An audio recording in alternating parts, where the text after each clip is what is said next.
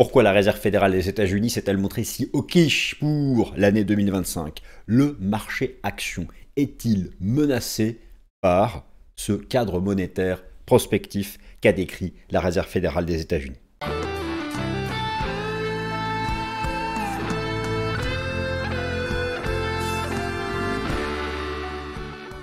Chers amis, je suis ravi de vous retrouver pour la nouvelle édition du Top Gun. Tout d'abord, je vous souhaite à toutes et à tous un joyeux Noël. Merci de votre fidélité, merci d'être toujours présent pour cette émission lundi du Top Gun.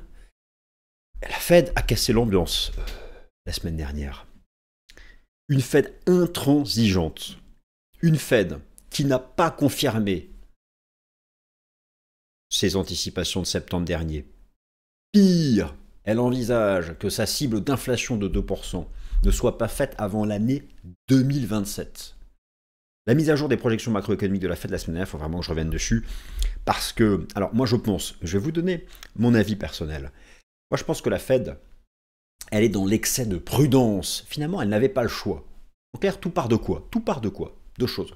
Premier élément, la petite surchauffe d'inflation de cette fin d'année 2024. En grande partie liée à un effet de base. Je vous en ai parlé dans le Top Gun la semaine dernière, j'en redis un mot. Deuxième chose, forcément, oui, la victoire de Donald Trump à l'élection présidentielle et ce nouveau facteur à gérer, le facteur X, qui est quelle sera la politique budgétaire menée, quelle sera la politique commerciale qui sera menée en 2025, en tout cas au moins jusqu'à février 2026. Alors, c'est la fin du mandat de Jérôme Powell. Y aura-t-il un impact inflationniste? Bref, la Fed, en fait, on peut voir le verre à moitié plein, le verre à moitié vide. Il y a eu un choc immédiat sur les actifs risqués en bourse.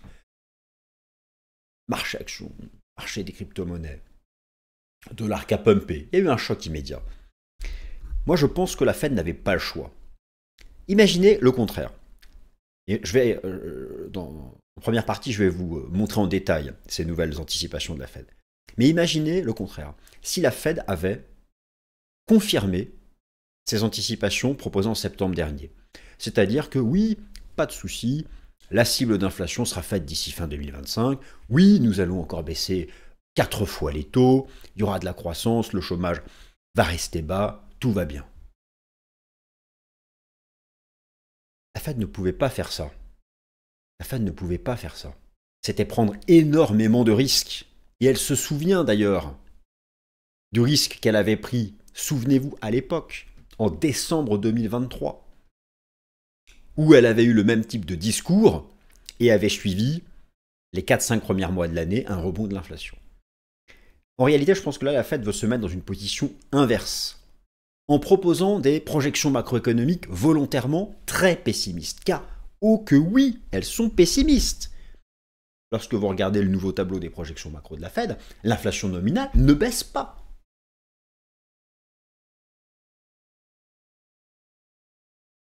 Je vous rappelle qu'en septembre, la Fed nous disait, en 2025, sa cible d'inflation serait faite, ou quasi, pareil. Et là, elle nous dit, non, ah bah non, l'inflation va pas baisser.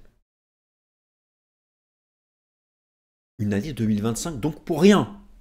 Alors, la Fed a divisé par 2 ses anticipations de baisse du taux d'intérêt des fonds fédéraux. Elle nous annonce quand même 2 baisses de taux, une à peu près certaine. D'ailleurs, le marché n'envisage plus qu'une. Mais vous savez, tout ça va archi vite. Une fois que, là, cette fin d'année, donc en janvier, puisqu'en janvier, vous aurez l'inflation en fait de décembre, oui, les chiffres seront pas bons. C'est la surchauffe de fin 2024, c'est pour le moment l'effet de base. Mais très vite, à partir de février, nous allons savoir si c'était uniquement l'effet de base, parce que fin 2023, l'inflation avait droppé. Un taux d'inflation, c'est d'une année sur l'autre, d'accord? Donc on parle d'un effet de base qui était défavorable. Vous comprenez pourquoi ça crée la surchauffe. À partir de février, nous verrons bien. Le pétrole est d'ailleurs un bon exemple de cet effet de base.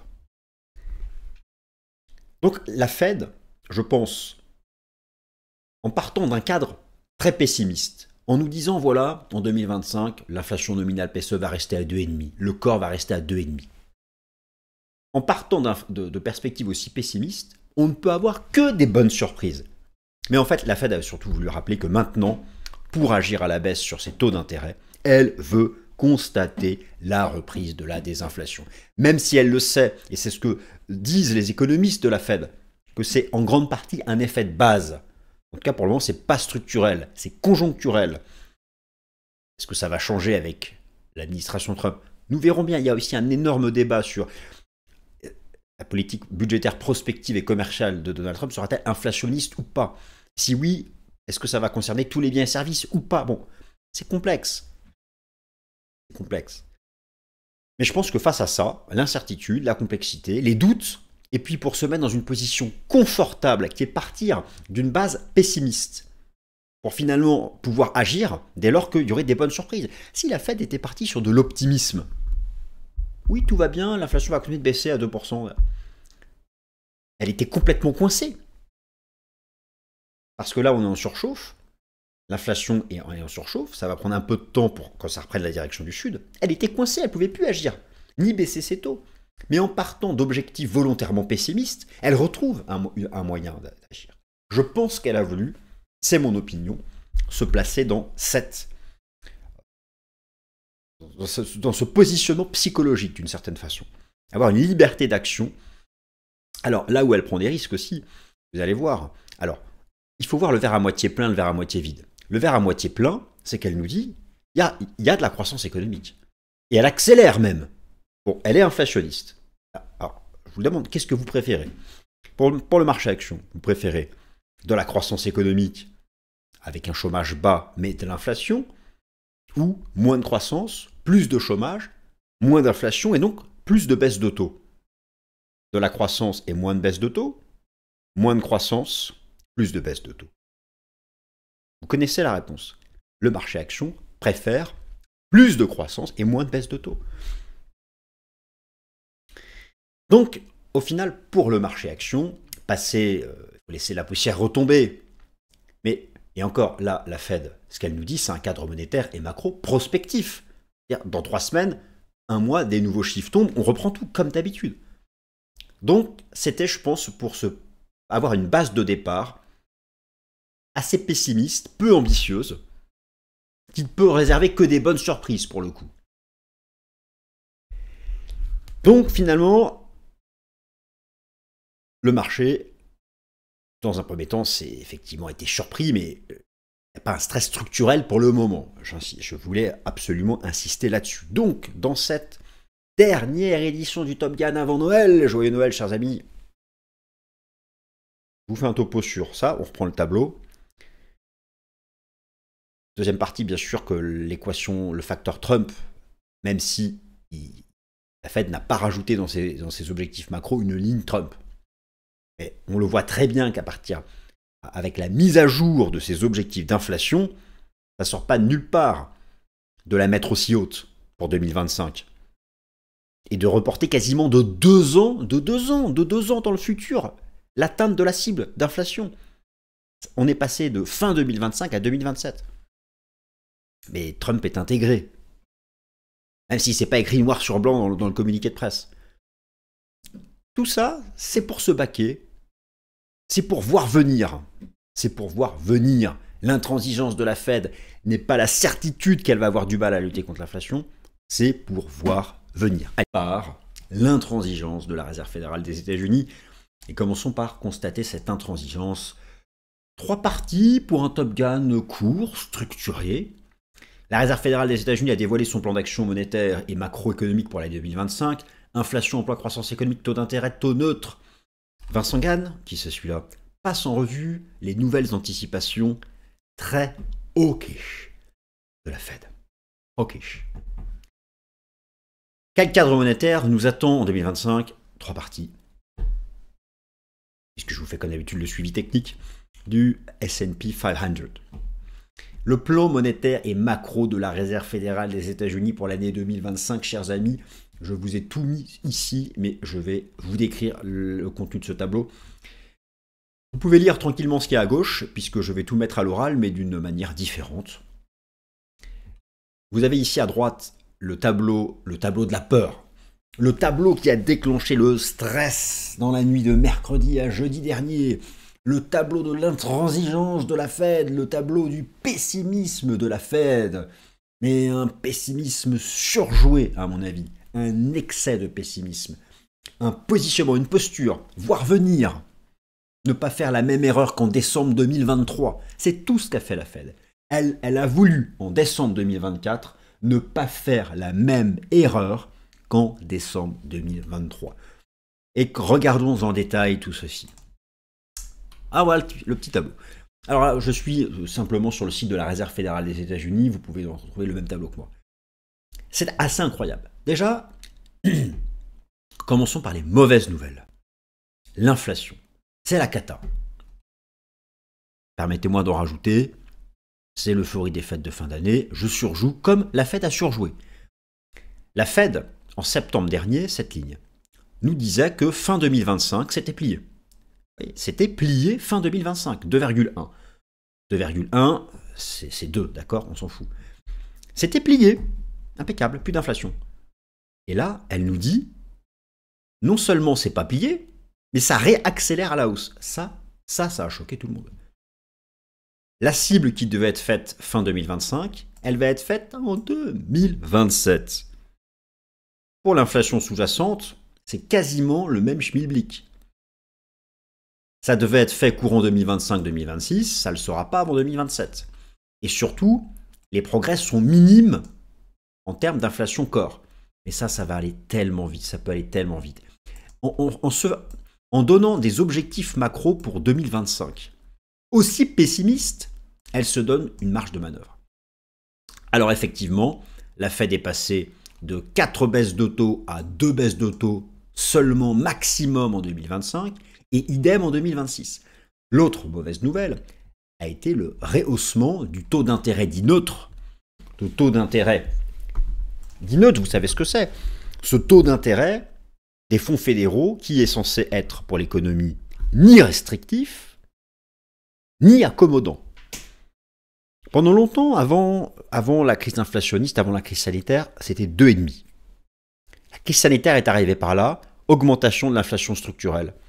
De 9. Là, elle l'a rehaussé entre 3 et 3,1. Et oui, les amis, les taux zéro de la période 2009-2021, c'est fini. Mais ça, nous le savions. Par contre, ce que les économistes sont toujours en train d'essayer d'établir, c'est où se situe maintenant le taux neutre. Et effectivement, on va plus tourner autour de 3 maintenant. Mais c'est pas si mal finalement, ça autorise de la croissance. Les taux zéro, ça a plein d'effets secondaires négatifs. Bon, on n'a pas parlé de ce sujet-là. Mais ça a représenté un risque pour les actifs risqués. Alors ça représente un risque sur les actifs risqués. Si à côté de ça, il n'y a pas de croissance. Mais c'est là où il fallait voir le verre à moitié plein. Et c'est là où on pouvait voir aussi le verre à moitié plein. Regardez, la Fed a revu en hausse ses anticipations en matière de croissance économique. Vous n'êtes pas sans savoir que la tendance haussière du marché action, ce sont d'abord les perspectives de profit des entreprises. Perspectives de profit des entreprises, alors qui sont ici mis en évidence par ce graphique ici sur GroFocus, hyper optimiste pour 2025, en lien direct avec les anticipations de croissance économique que la Fed maintient très optimiste. Elle a même pour 2025 revu un peu en hausse son anticipation de taux de croissance économique du PIB réel des États-Unis. Elle a même revu en baisse, et là elle prend pour moi un énorme risque. Regardez bien. La Fed nous dit qu'en 2025, le taux de chômage ne dépassera pas 4,3% de la population active. Contre 4,4% précédemment, c'était son seuil d'alerte. En clair, la Fed, qu'est-ce qu'elle fait là? Elle abaisse son seuil d'alerte. Le seuil d'alerte a été abaissé en termes de taux de chômage à 4,3% de la population active. Vous connaissez le taux de chômage actuel. Il est à 4,2%. Mais il n'est pas le taux de chômage actuel. Il est à 4,2% de la population active. Mais il n'est pas 4,2%. Ça, c'est arrondi. Il est à 4,25%. C'est un risque énorme. Imaginez le prochain rapport NFP ou le suivant. Le taux de chômage monte à 4,3%. Boum, on est dans la zone d'alerte. Elle va être obligée de baisser ses taux. Ça, pour moi, c'est incompréhensible. Alors, on a à la fois ici un pessimisme incroyable pour l'inflation et un optimisme renforcé pour l'emploi. Elle n'était pas obligée d'être aussi optimiste pour l'emploi. Elle se tend un piège là. Moi, j'ai tout de suite repéré là le piège qu'elle s'était tendue. Donc ça va être passionnant 2025. En tout cas, la Fed nous rappelle que l'inflation compte avant tout. C'est là où son stress prédomine. L'inflation nominale selon le CPI qui est à 2,7, en version sous-jacente qui est à 3,3, qui ne fait plus de progrès vers la cible. On le voit bien avec le PCE. La fin d'année 2024 n'a pas vu la poursuite des progrès. Nous sommes passés pas loin de revenir au monde d'avant, mais pas encore. Et en cette fin d'année, le PCE continue de se reprendre un peu. Alors, en grande partie, à cause d'un effet de base. Vous avez ici le CPI en version absolue. Regardez, en octobre, novembre, décembre 2023, il avait droppé. Donc, lorsque vous faites le taux de croissance annuel entre octobre, novembre, décembre 2024 à cette fin 2023, la base d'il y a un an étant baissière, mécaniquement, ça augmente le taux d'inflation. La vraie question, c'est que l'effet de base défavorable disparaît début 2025 parce qu'il avait disparu début 2024. Et c'est là où il va falloir reconstater les progrès en matière de désinflation. Car si début 2025, on ne constate pas le retour des progrès en matière de désinflation, donc c'est-à-dire à partir de janvier 2024, donc c'est publié en février 2025, c'est qu'il y a un problème qui dépasse le simple effet de base. Et là, ce sera plus compliqué. Donc la Fed, en étant pessimiste comme ça sur l'inflation, se donne juste de la marge, voire venir. Moi, je ne serais pas surpris, vous allez voir en 2025, qu'on ait plus qu'une à deux baisses de taux. Et je pense que là, elle a été volontairement pessimiste. Par contre, là, elle prend des risques. Moi, je ne serais pas surpris qu'on ait davantage de chômage qu'elle l'envisage et moins d'inflation. Nous verrons bien, nous allons en parler chaque lundi dans le Top Gun.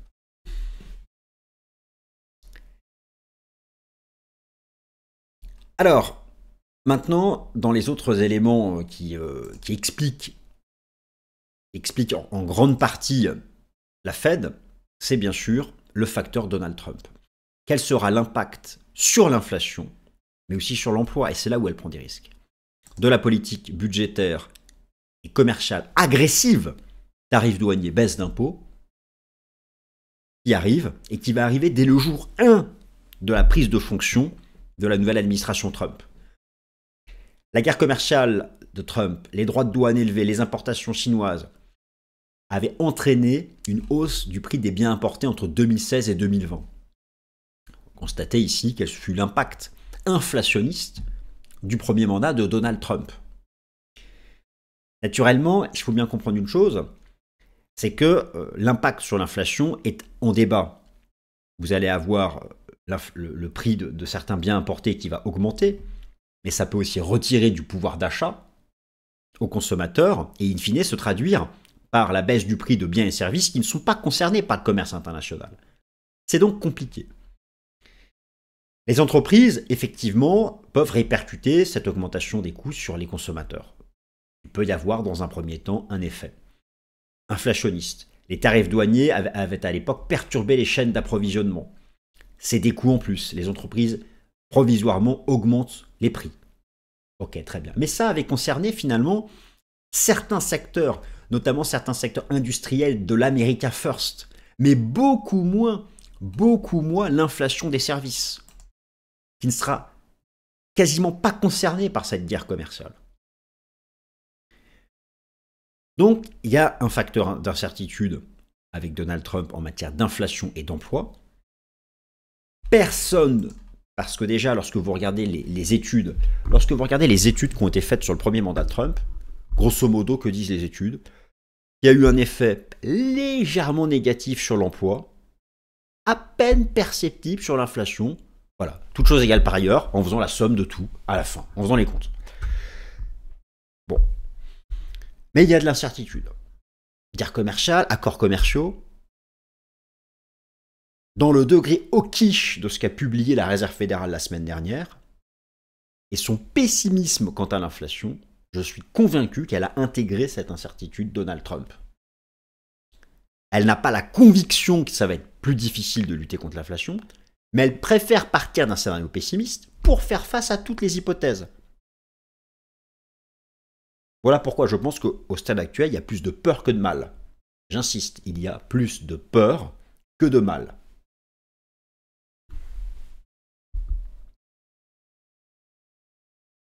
Et maintenant, chers amis, comme d'habitude, nous allons terminer la vidéo par un point d'analyse technique sur l'indice S&P 500. C'est parti pour le point technique traditionnel sur l'indice S&P 500 en souffrance après la Réserve fédérale des États-Unis, Jerome Powell, qui a cassé les actifs risqués en bourse, du moins à court terme désormais. Chaque chiffre macro va compter. Bon, nous venons d'en parler. Alors, moi je pense que Jerome Powell nous fixe un cadre volontairement pessimiste et nous ne pouvons avoir que des bonnes surprises finalement en début d'année prochaine. Il n'avait pas le choix, les amis, il fallait mettre à cette surchauffe post-Trump. Quelles sont les conséquences techniques? Alors, en données mensuelles, rien. Non seulement parce que déjà, la clôture mensuelle n'est pas là, donc on ne peut pas l'interpréter, mais somme toute, nous n'avons pas en données mensuelles, donc le temps long, de divergence baissière de long terme qui indique une fin de cycle. Pour moi, le cycle se terminera quelque part en 2025, avec la correction actuelle est une correction de court terme, ça peut durer quelques jours, peut-être quelques semaines, nous verrons bien, mais la hausse reprendra pour un haut de cycle qui aura lieu en 2025.